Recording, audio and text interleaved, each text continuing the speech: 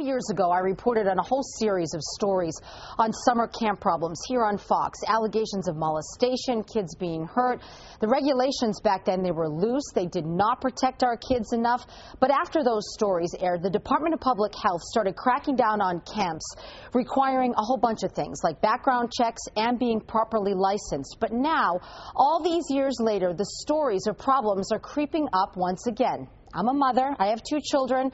They've gone to camp. I know it can be difficult as a parent to know exactly the right questions to ask. So here's what you need to know before summer begins. Let's talk about summer camp, whether it's a sports camp, recreational camp, music, math. Camp is supposed to be a place where you generally pay a lot of money for your kids to go and have great experiences. This morning, authorities were investigating... Certainly not what we've been hearing about in the news lately. Camp Good News on the Cape just losing its accreditation, shutting down after allegations that molestation took place there. You can imagine that right there alone has parents asking questions. And they should. Kind of things I guess I would look at, which I never would have thought of before. What's the relationship between the counselors and the children? And are there people watching for sexual abuse or any kind of harassment at all? We were contemplating it this year, but no, I'm not ready. No overnight camps for a while. Thank God, somehow or other, he had the strength. The latest stories also ripping open wounds that will never heal for a man that I talked to 12 years ago during a series of reports I covered on summer camps, including molestation problems and the fact that many were just not licensed. His name is Dr. Rice, and he sat in front of me all these years ago telling me about how his son was molested at a camp in the Berkshires when he was just 3 years old by a camp counselor. And the years have done nothing to dull the pain for this dad. I sent him there. I checked out the camp. I paid for it. My wife made his lunch. We're involved before, during, and after. So, of course, it still bothers me. Dr. Rice made it his life's mission after his son was molested to save other parents from the pain that he went through. He lobbied the Department of Public Health to crack down on camps. He came to the media and bravely shared his story. I've yet to find anything more important. What's more important than that? And he found in the end, it's the parents, it's us, who really have to make sure that we're asking the right questions. Dr. Rice says, if there is a camp that actually says the words to you, this could never happen at our camp, stay away. That's a recipe for disaster. That's what they told me at the... That's impossible. Ricky could not have done this to your son. It's impossible. But my son told the police what happened. He was brave enough to do that.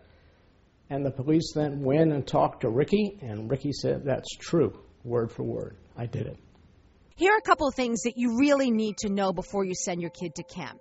There is a minimum qualification for anybody to be a camp counselor in Massachusetts. They only need 4 weeks' experience in a supervisory role with children. They have to be at least 18 years old in an overnight camp, 16 in a day camp. They have to be at least 3 years older than the kids they are supervising. They have to have the appropriate certification in the activity that they're overseeing. And you can ask as a parent to see proof that they're certified in a particular activity. The most important, they do have to have a criminal background or a Corey check, and the operator of the camp has to get a sex offender registry report from the Sex Offender Registry Board for anyone, including volunteers at the camp. Things now done since our original story aired. Of course, you know this. You need to talk to your child about what potentially could happen, things that make them uncomfortable, and who to turn to for help. But Dr. Rice telling us, as somebody who absolutely knows, this is the one question you need to ask the director of any camp you are considering. What programs do you have in place? They're going to make sure my boy or my girl comes home in one piece. You say it to the director, and you look in his eyes or her eyes. What are you doing? I mean, we know what you're doing to make sure the water's pure. Or, somebody knows something about first aid. But what are you doing to make sure that no one's going to take advantage of my child? What are you doing? Because you're either doing something to protect my child or you're doing something to put my child at risk. There's no zero. I'm not doing anything. If you're not doing anything, that's putting my child at risk. So you look the director right in the eye and ask that question. It's the law. It says it right here. Public Health Regulation 105. It requires all camps to have policies and procedures in place to protect campers from abuse and neglect.